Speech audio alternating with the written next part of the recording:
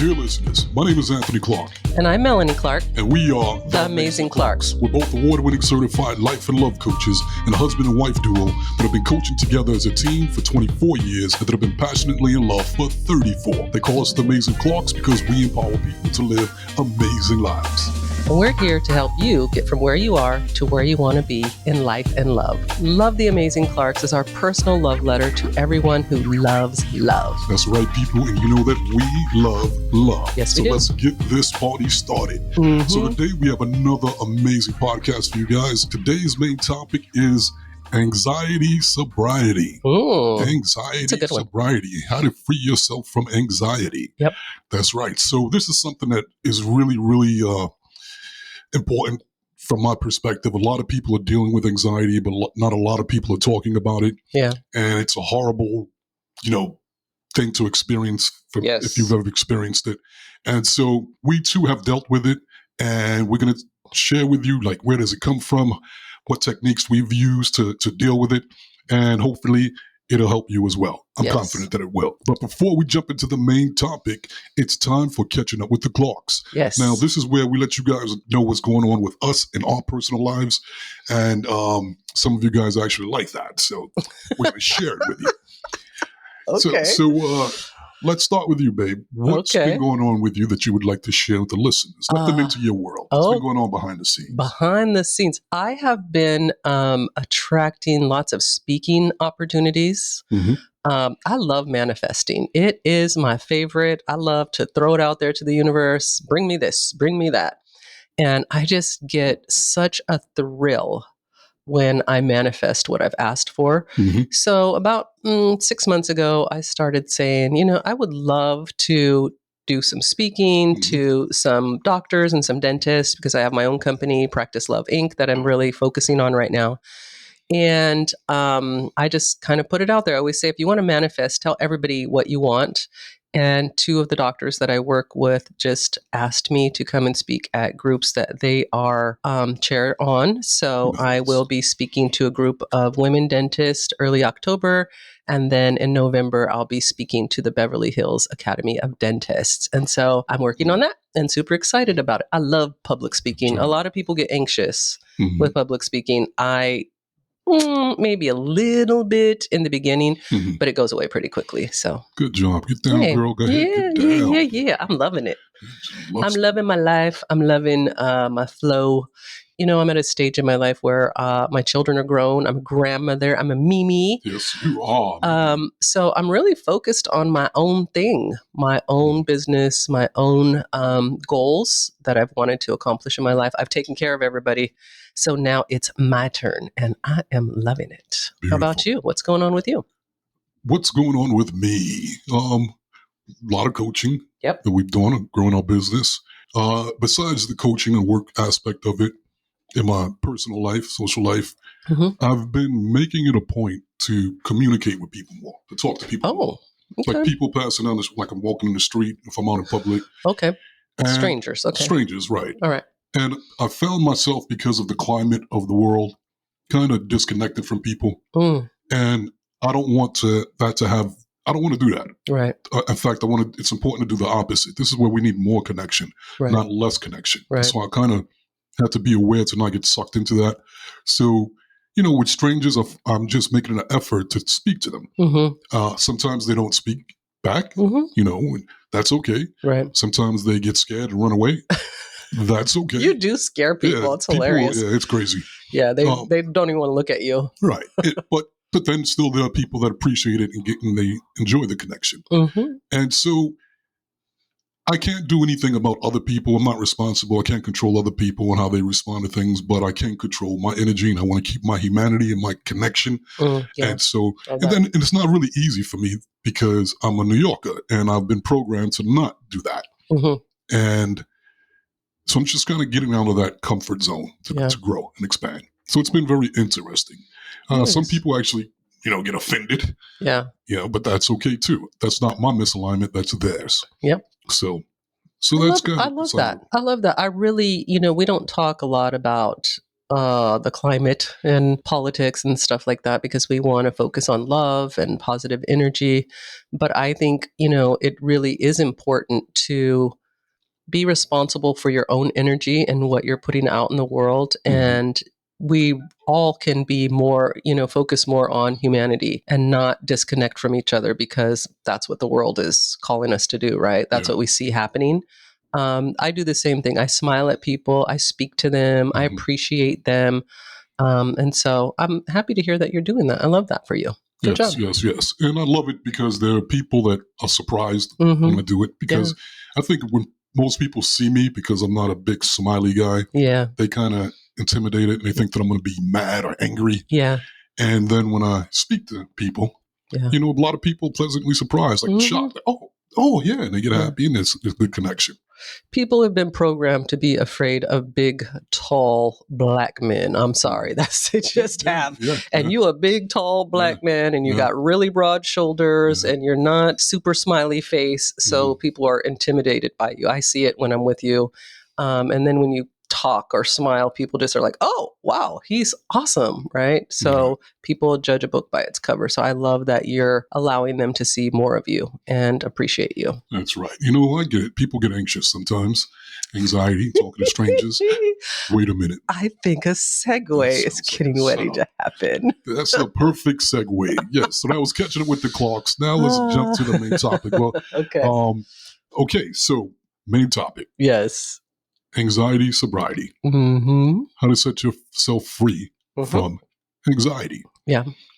This was a very interesting topic for me to pick because it's so blatant, but we overlook it so much. There's so many people that are suffering from anxiety. And that's experiencing different levels in our society. So there might be slight anxiety where, your palms might get sweaty, your heart rate might increase, but then there's more extreme anxiety where it's kind of, what is it called when you can't move?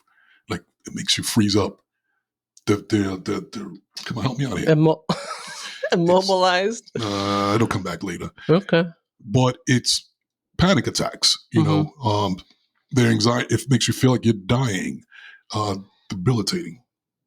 Okay, yeah, that was the word I was looking for. Okay. And we've dealt with so many clients that have experienced it or are dealing with it. People in the family are dealing with it. Yep. People at work are dealing with it. We are even dealing with it as well. But once again, it seems like really people aren't really addressing it. Yeah. Or talking about it. And that's the only way to get through it. Yeah, anxiety is fear in the body, right? It is our nervous system. It's reacting to fear. And the first time I experienced anxiety, I'm just going to keep it real. It scared the shit out of me. I thought I was dying. It literally, for me, it felt, I can only describe it like I felt like I was falling inside of myself. If that makes sense. Like in a sunken place. Yeah, like an internal sinking. Like I couldn't find my purchase, right? Like I couldn't ground myself. I just felt like out of my body. And it was really scary. And dealing with that, like when you get scared like that, for me, I don't know, for most people. Don't give the solution yet. I'm not giving, don't worry. The show's wrapped up. Thank you, people, for listening. We'll see you next week. No, for me, when I started experiencing it, I felt shame. I felt embarrassed. I thought that I should be able to manage myself better. And then on top of that, I'm a life coach, right? So then I was judging myself harshly, like, you're a life coach, like you help people with things. You should be able to manage yourself and keep yourself in alignment 24/7. And that is not the case. Right. No one is able to do that. So when you experience anxiety, it is okay that you're experiencing it, and telling people that you're experiencing it is okay too. I hid it for a long time. I was hiding it because I felt shame around it. I think the first time that I've experienced it, it was while I was driving. And that was the big one for me, driving on a freeway. And I felt like I was having a heart attack. I couldn't breathe. my hands were sweaty. Everything was just sweat just pouring vertigo. off of me. Did you have vertigo? I had vertigo. Yeah. And it was like, what the fuck? What the? What's happening to me? And I've always heard about anxiety growing up, but I always laughed at people, not laughed at them, but kind of like poo-pooed it. Like, come on, get over yourself. Yeah. Anxiety, get over it. But once I experienced it, it was like, this shit is real. Yeah. And it made me not want to drive on the freeway. Yeah. And anytime I could drive on the street or anything else, but on a freeway, it would just automatic panic attacks. And it got to the point where I could only drive a couple of miles at a time. Then I would get off the freeway and calm myself down, and get back on the freeway and do a couple of miles and get off and back and forth. And it was like, this is ridiculous. Yeah. So for me, I started coaching myself and going, okay, what's going on with this? Why am I experiencing this? And I realized that years ago, after 9/11, my nephew was in New York and I was in California. And so my mother wanted to get him out of there. So I drove to New York from California nonstop in like 2.5 days. And I drank coffee all the way there. And on the way back, I literally had a mental breakdown. I didn't get any sleep. After we picked him up, I turned around. I slept for like 6 hours, turned around, drove back again. Right. And I started hallucinating while I was driving. And I lost all control of my arms, my legs, and I couldn't control anything. So you like froze, like locked in your body? And then I got off the freeway, and I parked the car. And in my mind, the car was still moving. And there was a cliff ahead of me. And literally, it was like, is this really happening? Like my mind literally broke down. Yeah, you had a break. I took the keys out the car and I threw them on the ground to make sure that car was not moving. Right. And it just put like a crack in my confidence when it came to driving after experiencing that. So then when I got back on the freeway, I realized that in the back of my mind is a fear. Yeah. Like, what if that shit happens again? Oh, yeah. So that would cause the anxiety attack. Yeah. Similar for me. Mine started after my nephew died unexpectedly. And it was just like such a shock to my system, right? Like we were excited to go celebrate his birthday. Like everybody was on a high. We were all going to Vegas. And then we just got a phone call like he had a heart attack and died. And it just shocked me. Like I just didn't even know how to, even now, like talking about it makes me want to cry. I didn't know how to deal with it.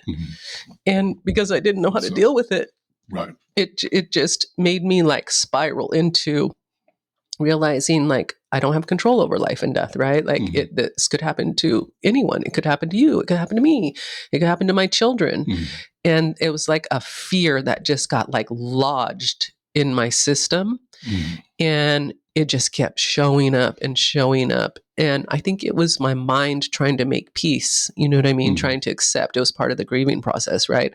I couldn't eat. I couldn't eat for probably 2 weeks. I remember I was drinking spirulina to get nutrition because I was not able to keep anything down because my stomach was just so nervous. And, I have a small family anyway. And so trying to be there for my family and trying to be strong while I was processing and hiding it was not helpful. I think I probably could have got over it faster if I had the, what would be the word? Not the confidence, but the courage. If I had the courage to say, I'm struggling too, and didn't try to be there for everybody and was there for myself. I put myself on the back burner. Yeah, that's pretty common. Like the first response is shame, embarrassment. Yeah. You feel like, oh my God, I'm weak. Yeah, it's I don't weakness. want to tell people it's weakness. Yeah. And you try to hide it. Yeah. And the more you try to hide it, the worse it gets. Yeah. The more you try to run away from it, the worse it gets. The more it chases you. And so for me, because I didn't address it, I didn't share it with anybody at first. Yeah. I just held it in and, it started to affect me even when I wasn't driving. Right. I could be in a house doing something and all of a sudden, whoop, it hits me. Yep. And I'm trying to run from it again. Or I wake up in the morning, boom, it hits me as soon as I wake up and I jump up out of my sleep and in a full-blown panic attack. Right. So next we want to talk about like, how did we deal with it? What techniques did we use, an approach that we used? I wouldn't say we completely overcame it. We were able to control it way better. Right. And when we do experience it, we're able to recover very quickly. Okay. So you want to start? Sure. For me, the first step was talking about it. Yeah. And telling you and my children that I was going through it. Right. That's when I noticed that I could tell you were going through it, but you wouldn't say anything. You just disappeared. Yeah. And I knew because I was experiencing it too. Yeah. And I was like, you know what? Say something. Yeah. Let me know when you do. Just be like, don't hold it in, because if you hold it in, it's going to get harder. Yeah, that part was really helpful.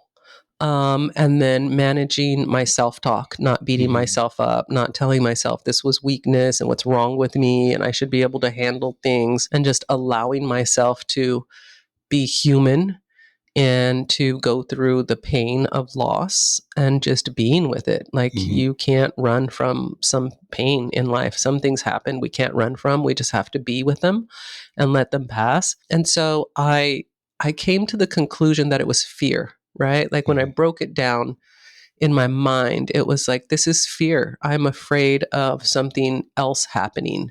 I don't think I could take more of this, right? So every time I think of it, my amygdala is flooding my system with chemicals that are making me feel this way, right? This fear. And then I did something weird, because I can be a weirdo sometimes.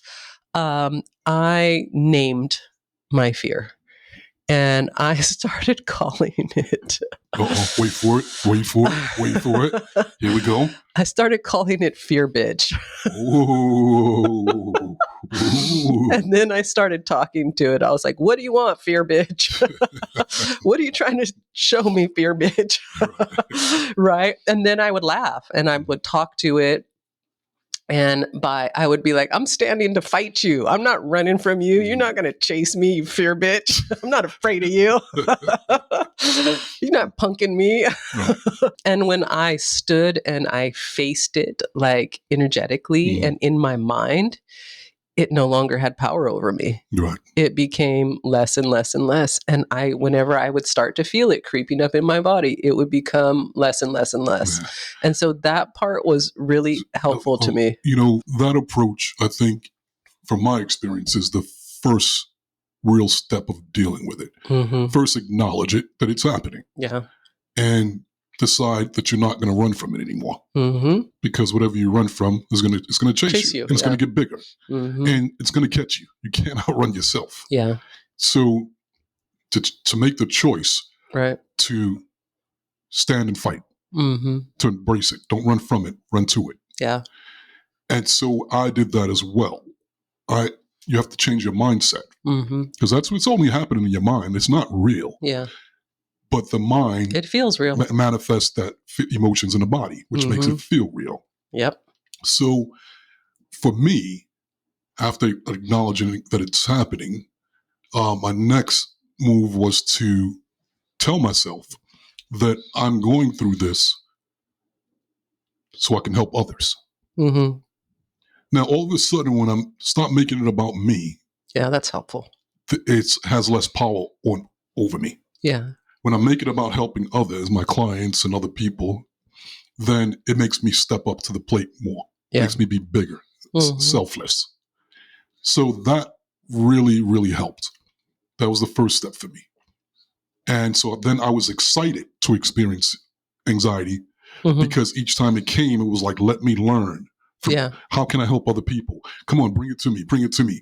And when it came to me, I embraced it. Right. I also changed my perspective on what it was. I changed it from fear to no, that's just excited energy. Oh, yeah, I remember that. Yeah. And that energy, it determines if you don't frame it or name it, then it's going to go into that energy surge. It's energy surge. Yeah. It's going to go into a negative place by default, which is fear. You try to run from it. But once I reframed it as that's just a lot of energy surge of excited energy. Now I'm going to name it excitement. Yeah. So that made a huge difference between helping others and redefining what it was. Yeah, you reframed it.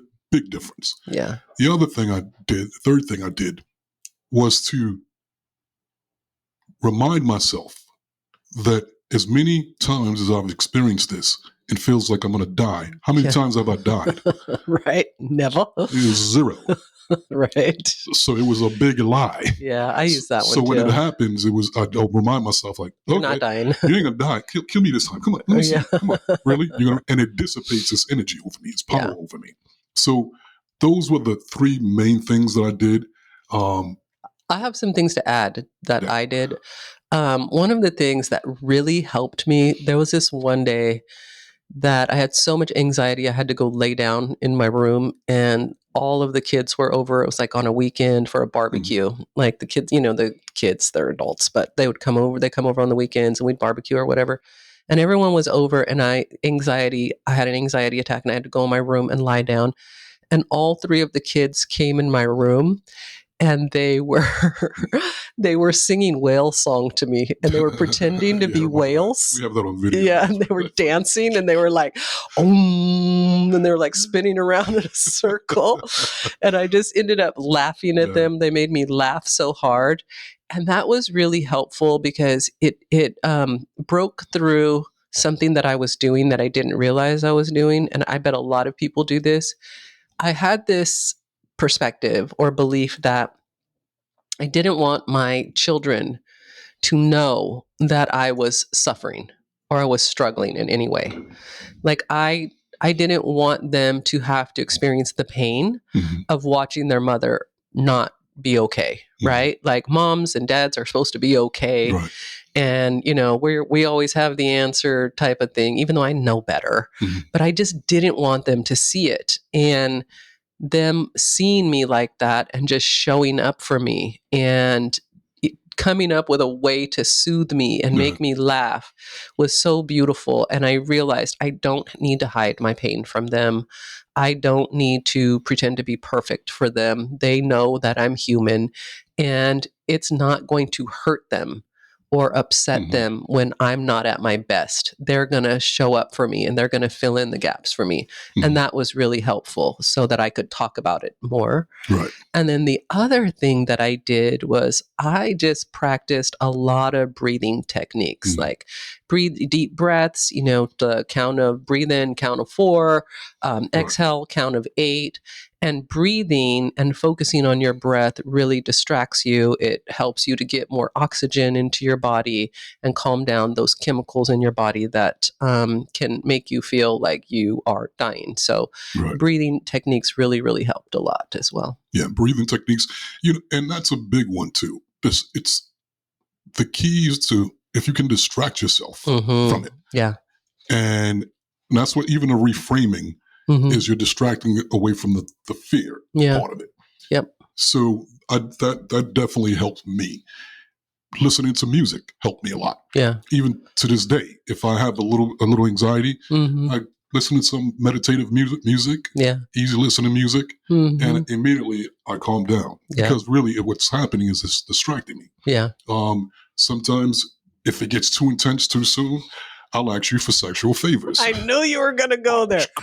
I knew it. I was going to say, let me tell you, that works so good. Oh, I bet it does. It works so good. It does, sir. That's right. Yeah. That's right. Hey, if I'm going to, I'm not going to say that. Yeah, don't tell all the Kool-Aid, Anthony. But it really helps. Yes, it's a distraction. It's a distraction. It's a feel-good distraction, Anthony. Yeah, it's a mental distraction. And also, it energetically, it changes my physiology, my physical really body. Yeah. Shocking. Yeah, so that's a great one. And I don't even need to do it to the completion. Right. That's the part too. I'm there with you. Right, but the listeners aren't there. Okay, you know, but they don't know. But inside our bedroom. Do they need to know? Do they need to know? Actually, yeah. Oh, okay. Yeah, I think this is important. I'm not sharing this just to be sharing out of my being a pervert. No, I'm sharing because I'm giving people different techniques. Yeah. I've actually shared this with clients, and I had them do it, and they came back and was, "Oh my God, it worked that was so helpful. well. It was so helpful." Yeah. So every technique is not going to be orthodox. Yeah. So some of them are going to be unorthodox. Some are going to be politically correct. The key is, I don't care how you get there. When you need that relief, you need that relief. Right. Yeah. So, yeah. 100%. So you guys can try that at home. Must be over the age of 18. but give it a shot. This technique. Yeah. That's funny. The thing about that, I don't mind helping you out. It's a little annoying though if it's 3:00 in the morning. I'm asleep. How do you think I feel? How do you think I feel? Babe, Jeez. I have anxiety right now. I don't care. Go to sleep. And actually, that approach is my last technique. My last. That's my last. What's the word? Last resort. Last resort. Yeah. Oh, okay. That is Good literally my last resort, and I'll try everything else. And if that doesn't work, it's like, okay, this is where Yeah, there. I would say if you are someone that's experiencing anxiety, there are so many different techniques. Like I know there's one where you like put your finger in your ear and like. There's one you put your finger in your butt. No, there's not. That's what you was gonna say. No, I was like, okay. No, there's all. You know what though? What? No, don't go to there. each his own. That may work. That actually may work. Anthony. I'm not going to try it.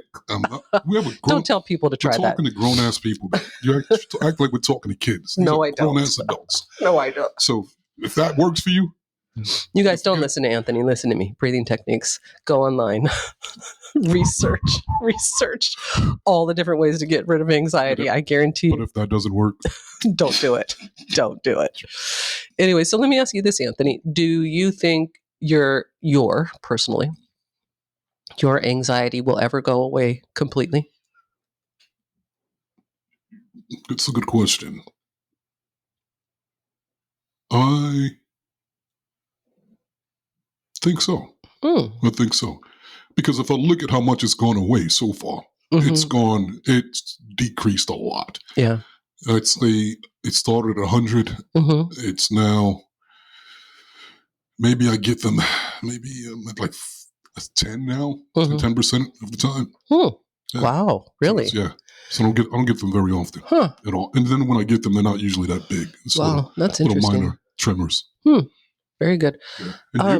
I have not really had anxiety for years, to be honest. And I don't get it the way that I had it when I initially got it to that degree. Every once in a while, I'll get like a tinge of it, like a start of it. And when it starts, I just kind of start fear bitching it early on, and it goes away pretty quickly. But I did notice I only get anxiety now if I project myself too far into the future. Like if I start thinking about like, oh, I got to do this and I got to do that and I need to be here, or, I have something coming up and I start thinking about it too much and how's it going to go and all of that. So I've learned to just kind of pull myself back, right? Like if it starts, I'm like, oh, what am I thinking? Oh, I'm thinking too far into the future, whatever. Just that's going to turn out however it's going to turn out.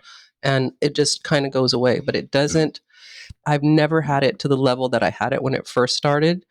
I did experience it some during my perimenopause in the very beginning because of the hot flashes and the heart palpitations. It felt like I was having a heart attack. So fear again. But once I got that under control, then I don't really experience it again. Every once in a while, I'll feel like a tinge. I deal with it and it goes away. So the anticipation of it also will create it. Yeah. Like if you're going like, oh, what is that? Yeah. It's going to happen. Yeah. I think for me, it's actually kind of interesting. Every now and then before I get on stage in front of a big crowd, there'll be a split second where life is like, hey, you want to have an anxiety attack? Yeah. It's like an invitation. It's like, no, thank you. No, thank Fuck you. I don't want that. Yeah. And I just jump past it. Yeah. But it's there for like a little twinge, like for a few seconds. Yeah. That would suck. That'd be horrible. Yeah. I've always had a little bit of that right before speaking. But I have a technique that I use for that and it always works. And so I'm just like, I'm just going to do that. It'll be fine. So I just don't let myself think about it too much for too long until it's time to go. When it's go time, I'm going to make it happen. So that's right. Good job. Yeah. My name is Anthony and I've been anxiety sobriety, sober for not completely sober, but for a while now. Yeah. For a while now. That's good. Good. So if you guys are dealing with anxiety, we shared a couple of ways that we dealt with it. And some of those techniques might work for you. Some of them won't, may not. But I'd recommend do your research and don't be ashamed of it. let people know if the people you're around, let them know when you're experiencing it. Like right now I'm dealing with a little anxiety. So if I seem a little checked out, they'll, please understand. And people have a lot of empathy for you. They'll look out for you and support you. Yes. But you don't have that pressure of trying to hold it in, which is just going to add to the anxiety even more. So let people know.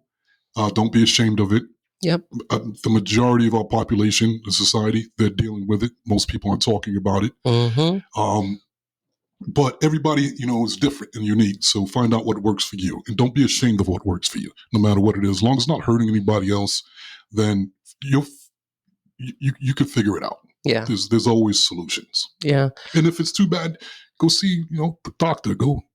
Some people might need medication. So, I didn't want to go that route. Yeah, me neither. So, but if that worked, some people, that works for them. So if that works, all good. I like that, Anthony. I like the idea. I would say, if you had to take one takeaway from this podcast, it would be when you're struggling, share with the people that you love. It's an opportunity for them to love you and to understand you and for you to be vulnerable.